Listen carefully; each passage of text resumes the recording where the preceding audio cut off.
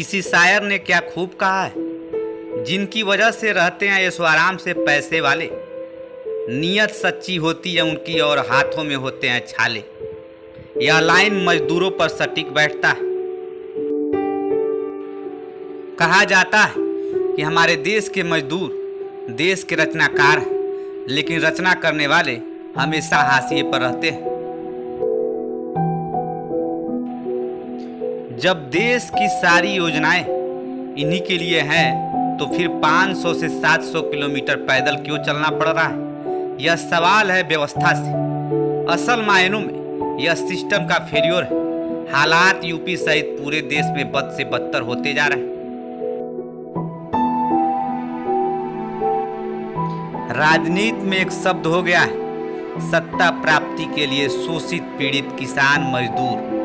वर्षों से यह शब्दावली चली आ रही है, बदला कुछ भी नहीं। गरीब के लड़के गरीब ही रहे, किसान के लड़के किसान ही रहे। पूर्व से लेकर अब तक योजनाएं बनती रही, पन्नों पर रिकॉर्ड बनता रहा, धरातल पर कुछ भी उतर नहीं पाया।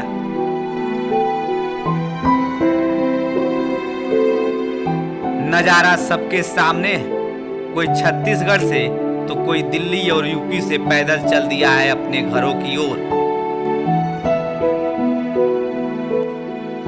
पूरे देश में लॉकडाउन है, इनको पहुंचाने वाले संसाधन खड़े हैं, पैकेज पर पैकेज बांटे जा रहे हैं। ऐसा तो है नहीं पूरा भारत सड़क पर है। जिनको घरों तक पहुंचाने की जिम्मेदारी सरकार पर, कुछ की तो बात, जिन्हें उन्हें घरों तक पहुंचाना है, लेकिन सरकार का सारा सिस्टम फेलोर है।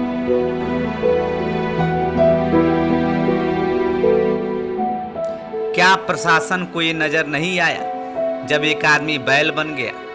क्या प्रशासन को ये नजर नहीं आया जब एक प्रसूता सड़क पर ही बच्चे को जन्म दी? तो फिर प्रधानमंत्री और मुख्यमंत्री राहत कोष के पैसे किस लिए? जब मजदूर बेबस, प्रशासन को चाहिए कि मजदूरों को खुद अपने व्यवस्था से उनके घर तक पहुंचाए और उसके पहले डॉक्टरी परीक्षण कराए।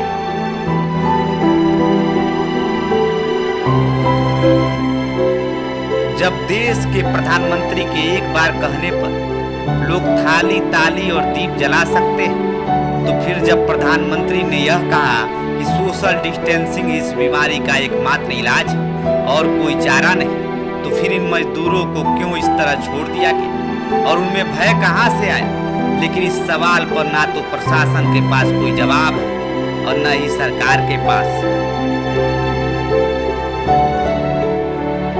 Bureau report, Gorakhpur live.